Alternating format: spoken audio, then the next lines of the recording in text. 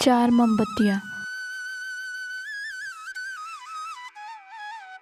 रात का समय था, चारों ओर धूप अंधेरा छाया हुआ था।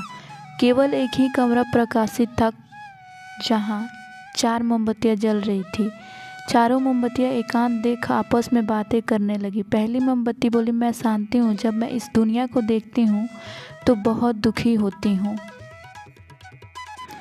चारों ओर आपाधापी, लूट खसोट और हिंसा का बोलबाल है। ऐसे में यहाँ रहना बहुत मुश्किल है। मैं अब यहाँ और नहीं रह सकती। इतना कहकर मोमबत्ती बुझ गई।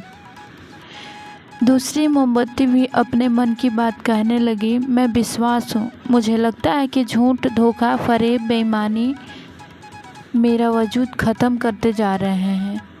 मैं भी जा रही हूँ। इतना कहकर दूसरी मोमबत्ती भी बुझ गई। तीसरी मोमबत्ती भी दुखी थी।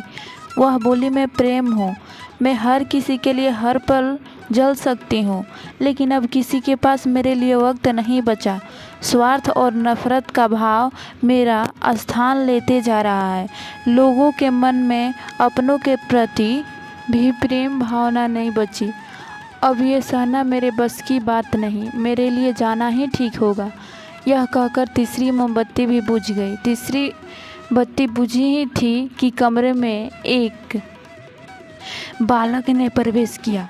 मोमबत्तियों को बुझा हुआ देख उसे बहुत दुख हुआ। उसकी आंखों से आंसू बहने लगे। दुखी मन से वो बोला, इस तरह बीच में ही मेरे जीवन में अंधेरा कर कैसे जा सकती हो तुम? तुम्हें तो अंत तक पूरा जलना था, लेकिन तुमने मेरे साथ छोड़ दिया। अब मैं क्या करूँगा? बालक की बात सुन चौथी मोमबत्ती बोली, घबराओ नहीं बालक, मैं आशा हूँ और मैं तुम्हारे साथ हूँ। जब तक मैं जल रही हूँ तुम मेरी लौ से दूसरी मोमबत्ती को भी जला सकते हो। चौथी मोमबत्ती की बात सुनकर बालक का विश्वास बंध गया। उसने आशा के साथ शांति, विश्वास और प्रेम को पुनः प्रकाशित कर लिया। सीख, जीवन में समय एक सा नहीं रहता।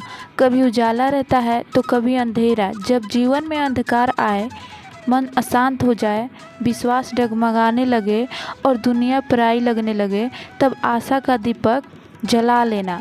जब तक आशा का दीपक जलता रहेगा, जीवन में कभी अंधेरा नहीं हो सकता। आशा के